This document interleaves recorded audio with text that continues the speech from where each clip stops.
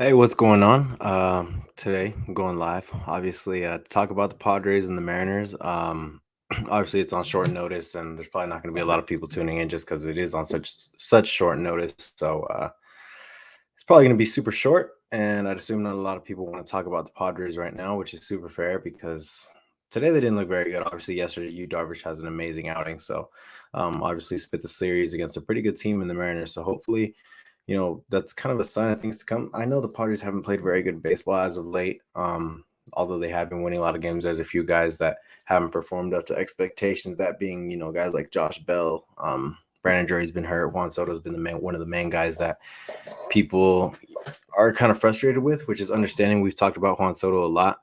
It seems like every time we go live, it's kind of a lot of the same stuff, just because it's a lot of the same concerns game in and game out with the Padres. Why is the starting pitching not pitching up to expectations? Why is Juan Soto not hitting? That's kind of been the main theme throughout all these live streams, and kind of the main theme throughout any sort of Padres media outlet is Juan Soto and the starting pitching and the pitching rotation. Obviously, Mike Clevenger goes out there today and gives up, what was it, like 2 home runs in the first inning. I didn't get to watch the whole game. But he gives up 3 runs in the first inning. First pitch, Julio Rodriguez goes deep. Mike Clevenger's kind of been struggling for for maybe a little over a month. Josh Hader's outing, I don't know if we should be worried about the slider.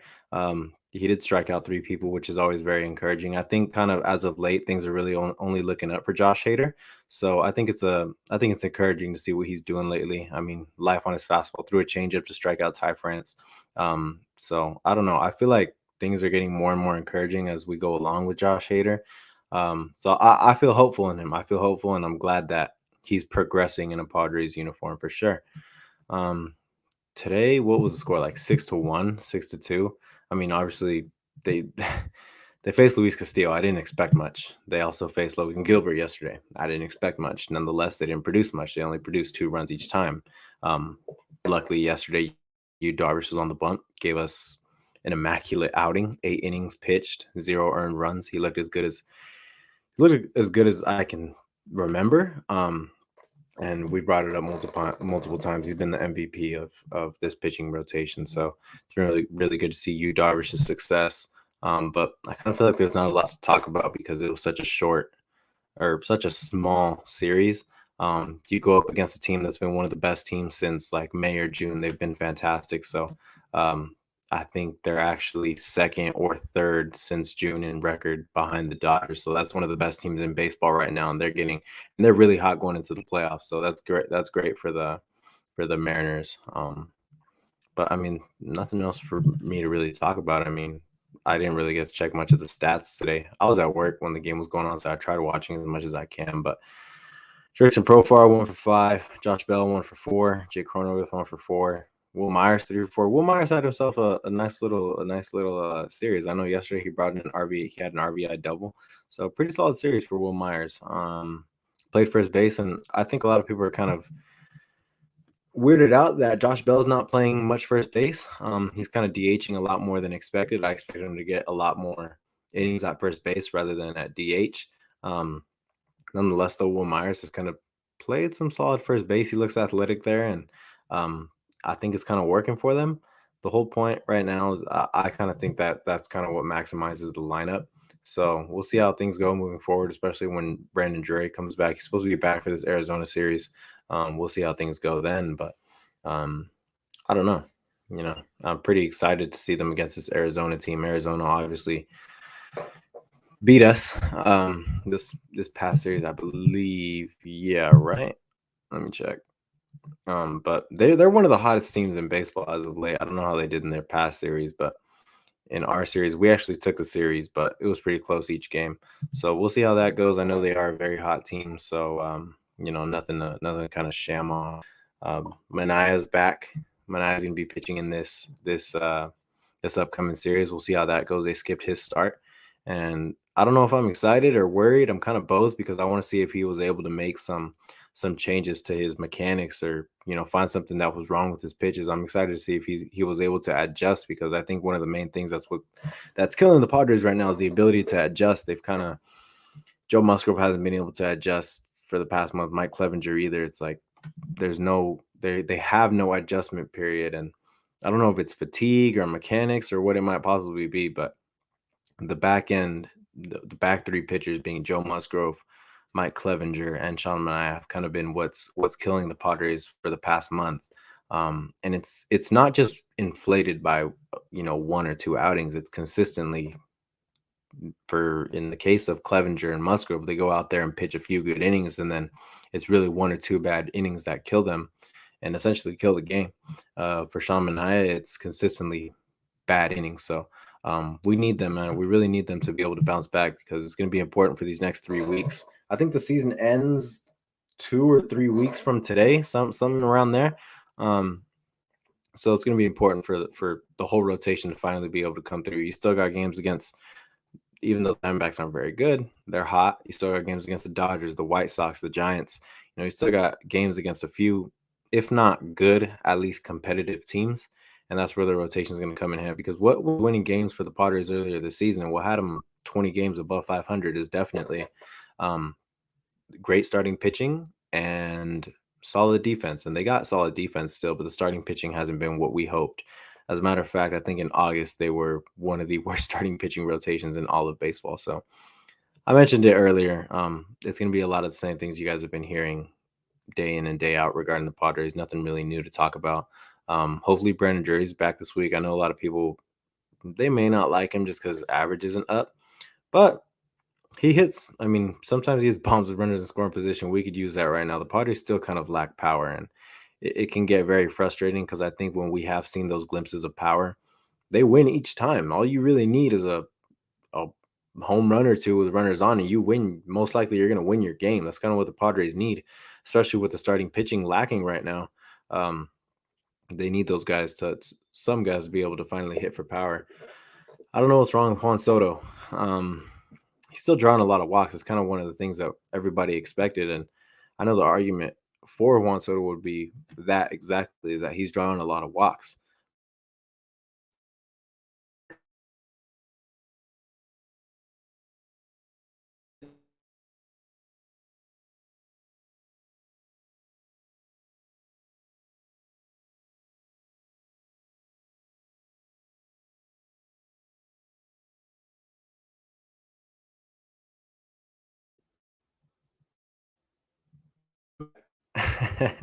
He's not able to hit the guys that are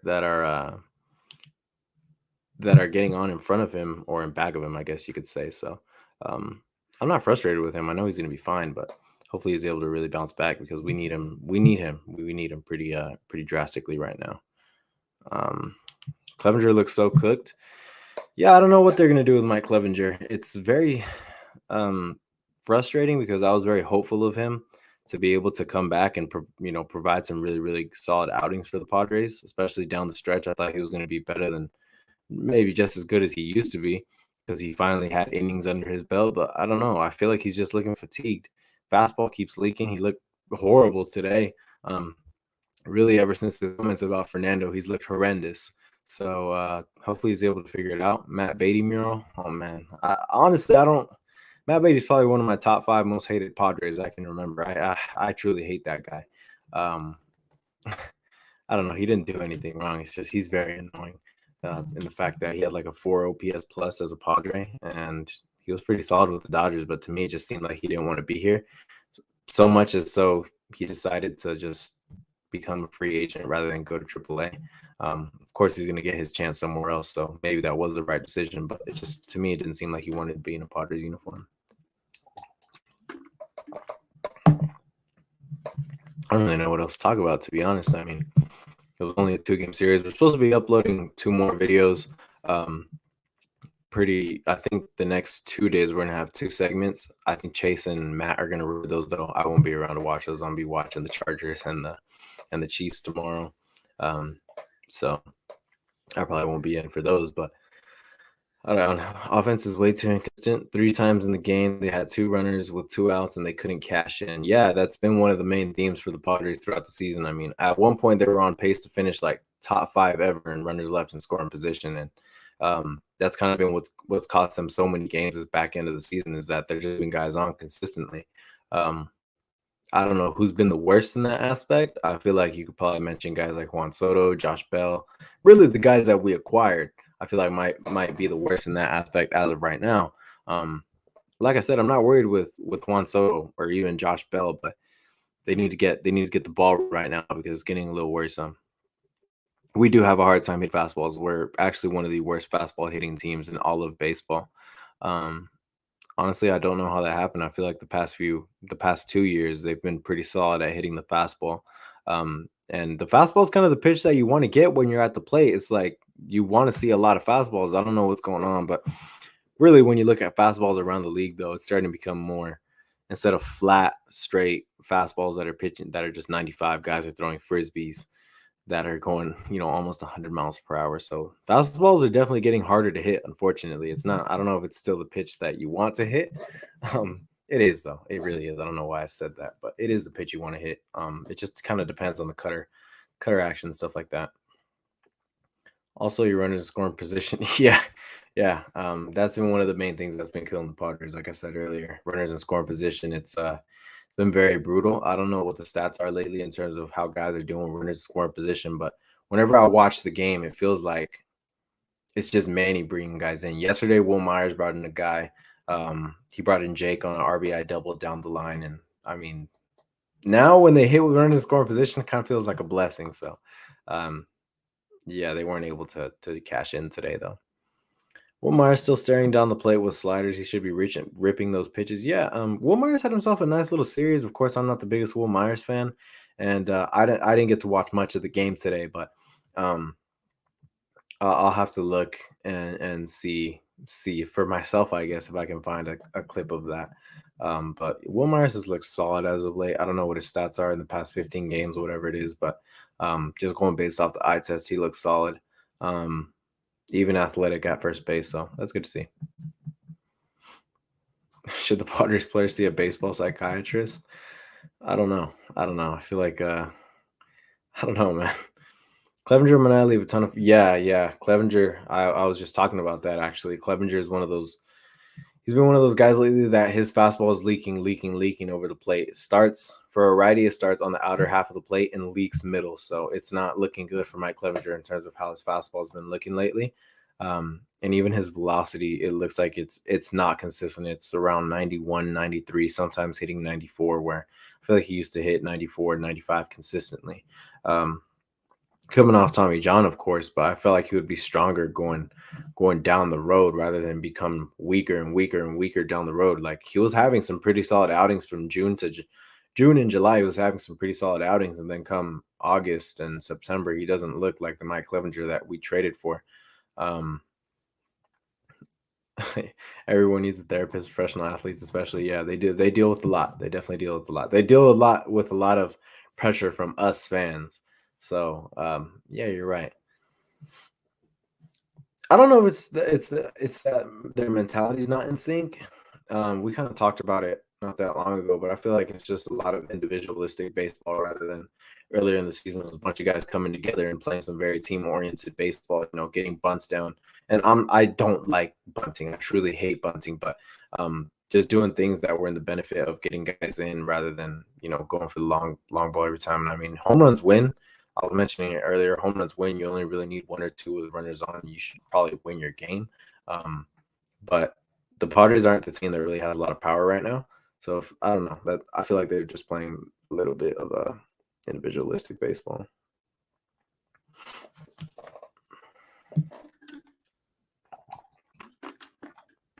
The Brewers and the Padres are really trying to let each other in. I mean, Brewers lost today. It seems like every time the Padres win, the Brewers win. Every time the Padres lose, the Brewers lose. It's really weird. So hopefully, I mean, we separated ourselves for a little bit. We were like up 3.5, 4 games, and obviously it went down after that Dodger series. But their schedule for the next 9, 10 games, whatever it is, isn't very favorable. Now, ours isn't crazy favorable, but it's better than theirs. So hopefully we're able to separate. We need to gain at least a game or two in these next 10 days for sure. Feel bad for Campy and Eggy. Team can't hit and they still can't get single at bat. Eggy, I don't really mind if he gets an at bat. Of course, he's one of everyone's favorite prospects. I like him too. I don't really mind if he gets an at bat though.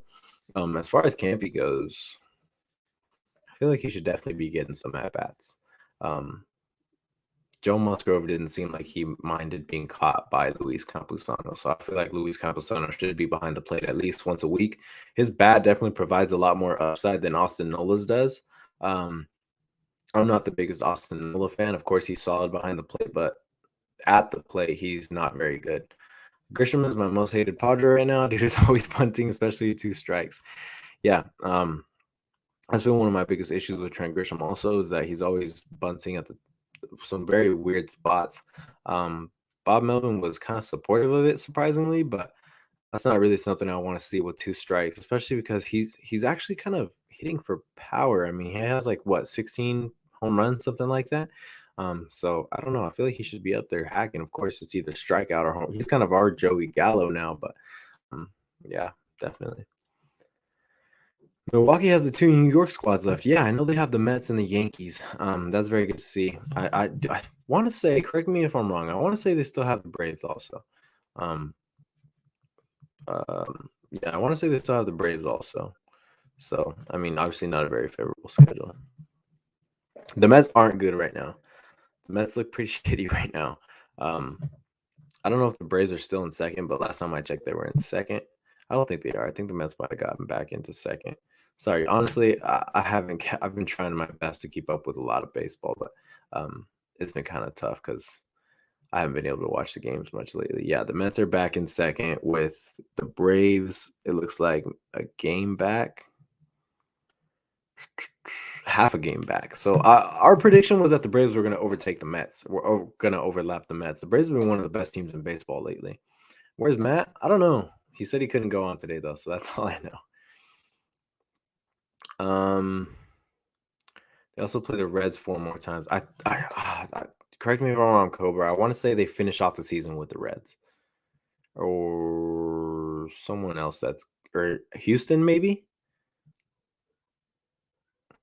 3 at home to Arizona. Okay. Yeah, we gotta. I mean, it doesn't even matter if we win when the Brewers play the Reds. We gotta we control our own destiny. I don't really want to keep saying like, you know, if the Brewers lose this and that. It's in reality, the Padres control their own destiny on if they make the playoffs or not. They just got to start winning ball games. The starting pitching has to flat out be better. Granted, I mean, I do think they will be better. I'm hoping that they're going to be able to figure it out, but the problem is that they only have 2 or 3 more starts each, maybe 4 to figure it out. Yeah, probably 4.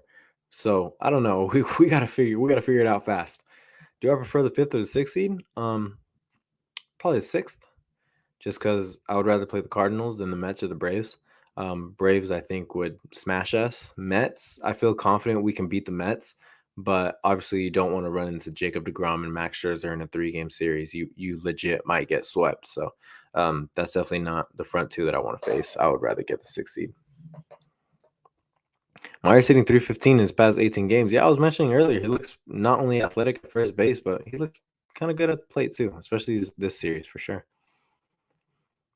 Not excited about tomorrow with Mania? Definitely agree. I mean, I don't know if you were here, Devin, when I was talking about it earlier, but I was saying that I don't know if I'm excited or if I'm scared to watch Sean Mania tomorrow, because I'm excited to see if he's made any adjustments. If maybe it was just fatigue that was harming him or what it was. I'm excited to see how he does tomorrow, to see what he did to kind of tweak and hopefully improve.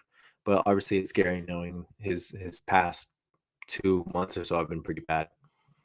MLB should fix the seating. How would you prefer the seating be, Mason? I mean, I don't know. I don't know what I know obviously 5 teams make it the past few years. I like that 6 teams make it, but it kind of feels fluky making it as a 6 seed, knowing that in the past years you wouldn't make it. Why is there only one player is clicking at a time on this team? It seems like if Myers has a good night, everyone else sucks. Yeah. Seems like it's either Manny Machado, Will Myers this series, Jake Cronenworth another series, Ha-Seong Kim another series. It's like, it's very. It obviously doesn't help the Padres, man. I feel like all season except for from like around May, it feels like the Padres haven't been clicking as a unit. Um, I mean, they're like 500 or so ever since June, something like that, May, something like that. I don't know. But yeah, how's Chris Johnson? I don't know. I don't know. I'll try and see reports. I'll whatever you guys want to talk about tomorrow. I'll let just comment it in the comments. I'll let Matt and Chase know, and we'll see if they want to talk about it tomorrow for sure. Yesterday great and today terrible. That's kind of the beautiful thing about baseball is like, and kind of every sport is that you win and everything's looking up, and you lose and the world, the sky is falling. So, um, I would try and say just keeping positive. It does you no favors being negative. I mean, you got to look at this team on paper and realize that this is a good team. Yes, they're struggling, but I do feel confident Juan Soto will figure it out. I mean, the only thing that kind of scares me is it his back that's bothering him, that's keeping him from being the Juan Soto that we fully expect, or is it some sort of mental thing? Because if it's a mental thing, he's going to bounce out of it. But if it's his back, of course, it's very concerning. Um, but keeping positive, I do think this team will make the playoffs. Will they win a series? I don't know, but the goal right now is you got to get there. The Braves should be the third seed, and the Cardinals should be the fourth seed. Yeah, I think that's kind of one of the things that has been bothering me about football and baseball is that your record should kind of determine your seeding, not if you win your division. For example, I know in 2018 it was the Chargers were 12-4, and they would have been the second seed if it had been the way that you want it, Mason. And this year the Braves would be in the third. Um, and what was it like? 2020 in that 60 game season, the Padres would have been in second in the National League. Um, yeah, I kind of agree with you in a sense, but in a way, but also having this division things, fighting for a division, fighting for seeding is kind of what excites me. Rivalries and everything are kind of more important in that sense. They all try to hit home runs. Yeah. Um, I say the Mets bounce the Dodgers in the NLDS. Scherzer, DeGrom, and Bassett. Um, maybe. I think in a 5-game series, the Mets are definitely less scary. But in a 3-game series, you don't want to face the Mets. Um, also, if the Mets get the second seed, obviously they won't be playing the Dodgers. But if they get the fourth seed, they may very well face the Dodgers, and that would be a very exciting series. The Mets actually beat the Dodgers in a season series this year. Do I think Judge is going to hit 70? Oof. What is he at right now? Let me know what he's at right now, and then I'll answer. Toddy screwed the whole season. Obviously, one person doesn't change everything, but I think he truly will change the lineup. I wouldn't say he screwed everything, but he definitely screwed it up a little bit, maybe a lot of it, because I think it was kind of a confidence thing where the team was essentially thinking, we just got Josh Bell, we just got Juan Soto, we just got Brandon Drury, and we're adding a top 5 player in baseball back to our lineup. And then just like our fan base, just like all of us, you can only imagine how their spirits went down when Fernando was busted for PEDs. So that definitely hurt. That was I can only imagine how as a player losing your best guy, hurts for sure. Should we pay Josh Bell for his performance because he's a rental? Or should we re-sign Myers to a super cheap first baseman deal? That is a really, really, really good question, Irie. And you know what? Let me go ahead and send that one to Chase and Matt because I feel like that's something that they should talk about tomorrow. Should we re-sign Bell or keep Myers for cheaper? Topic for tomorrow.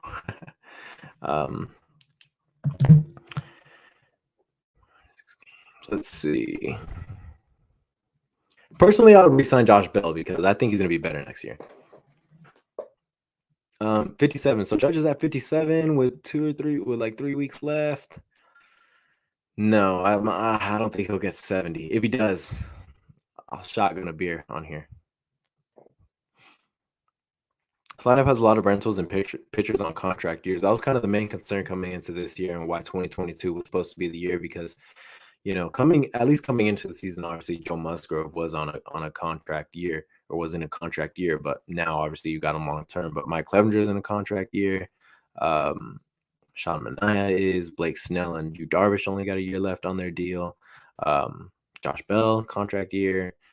Brandon Drury, contract year. It's a lot of very scary things. So I think they'll be able to re-sign some of these guys, though. I mean, I expect most of these guys to be back next year. So we'll just have to see how it goes. It's definitely a scary thing about 2023. Should the Pad re-sign in the offseason? I'll probably have to say either Brandon Drury or Josh Bell. Let me know if you guys think I'm wrong, but maybe Mike Clevenger, because I feel like with this performance, he might be pretty cheap. I want to buy tickets to one of the White Sox games, but I'm scared the games might not matter by then. What do you think? That is actually a really good question. One of my main concerns going to a game in the next 2-3 weeks is it even going to matter? But you know what? Honestly, I would say if the price is right, you go have your fun, man. I don't think you should let poor performance by the team determine whether you want to go have your fun or not. Hopefully, you go with your friends and everything, have yourself some beers and stuff. And I think that's kind of the main point of going to a baseball game, is going to go have fun. Now, if your team's shit in the bed, then you're probably not going to have fun. But against the White Sox, I expect it to be a good series no matter what. I'll shotgun a beer with you. Yeah, sounds good, Joseph.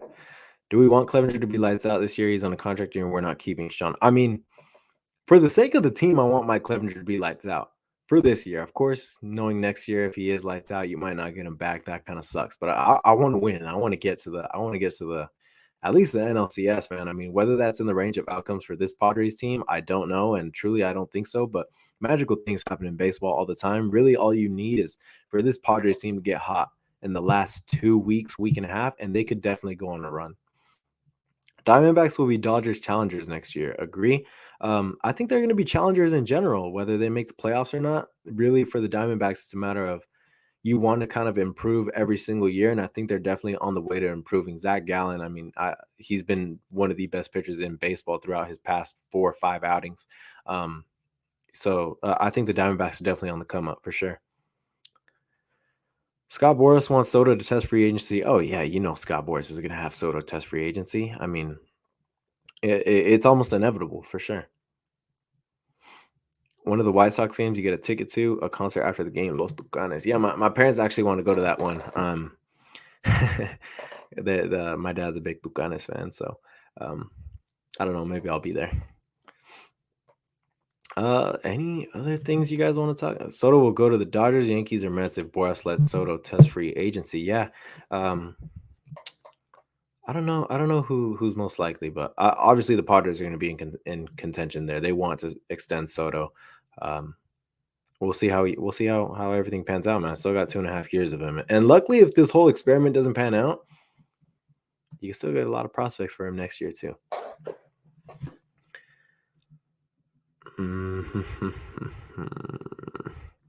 Arizona's in the wrong division. This is our time. Yeah, hopefully, man. Hopefully, I mean, there is an extra playoff spot, so realistically, you could have a few teams from the NL West make the playoffs. But they're on the come up. Chargers game prediction. Oh shit, that's fun. That's a fun one to talk about. Chargers missing Keenan Allen. Chargers missing backup tight end anyway with Donald Parham, and then J.C. Jackson is questionable. So we'll see how that goes. I don't know. That's really a tough one because the Chargers Chiefs games are always very fun to watch, but for the sake of home team, I'll go 27. Not obviously they're not the actual home team, but they're my team. So I'm going to be a little biased, but I'm going to go 27-24 Chargers.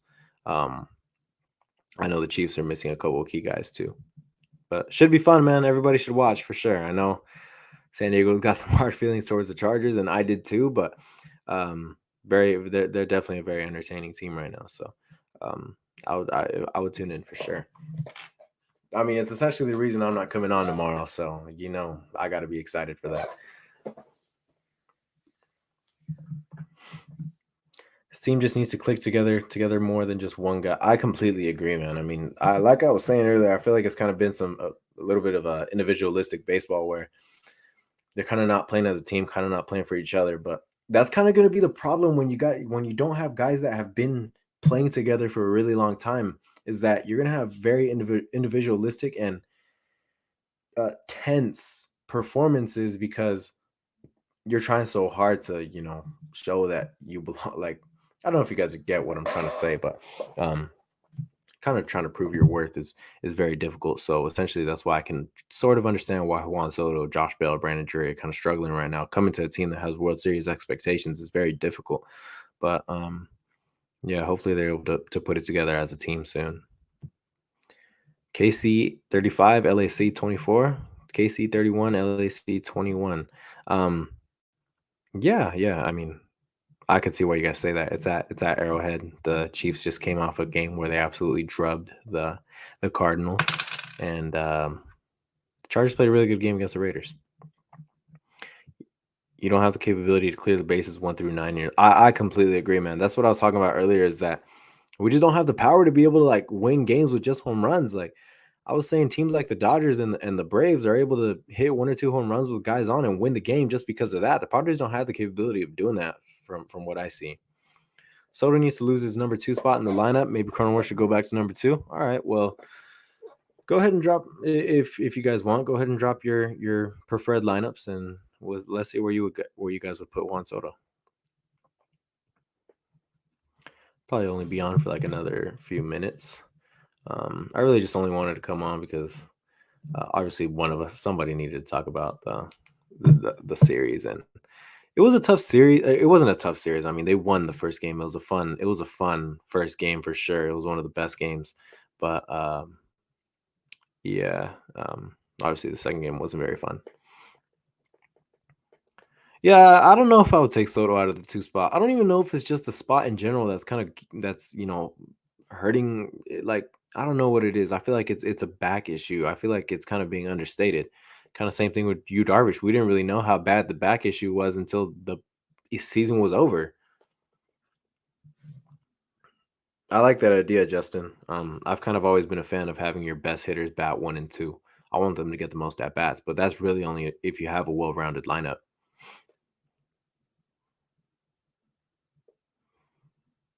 I wish Manny would have said because we are the effing Padres instead of because I'm Manny effing Machado.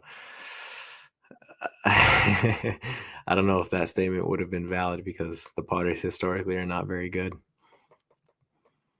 Manny's playing on a bum ankle. Manny's just a dog, dude. I mean, that guy's been putting the team on his back all season. So um, he should definitely be finished top 4 in MVP voting. Profar, Crone, Manny, Soto, Drury, Bell, Kim, Azokar, and Campy. I kind of like it. I like it. Obviously, I'm a big Cronenworth fan, so I don't mind having him bat up there.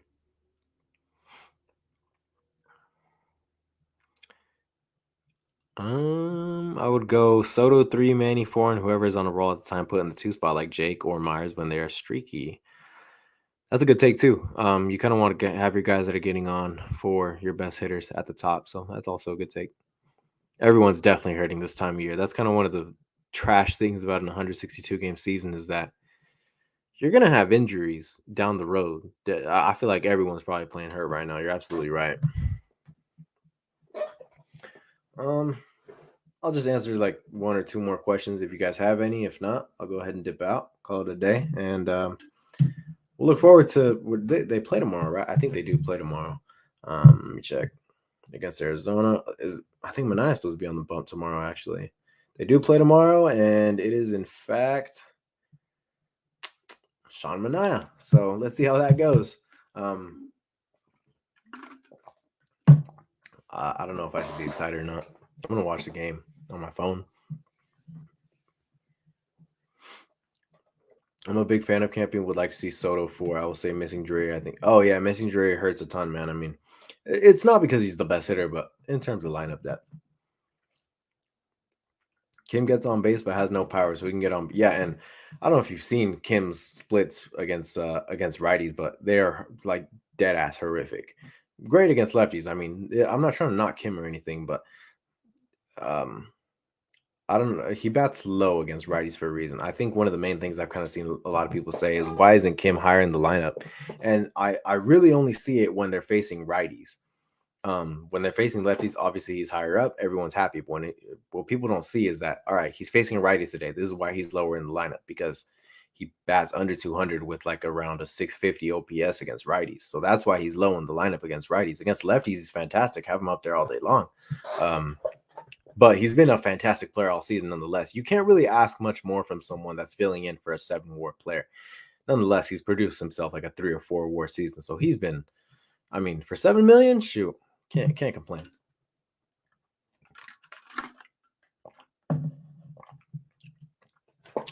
What will our pitching staff look like next season? Joe Musgrove, Yu Darvish, Blake Snell are really the only locks right now. I'd expect them to bring back one of Mike Clevenger or Sean Manaea, and then Nick Martinez maybe.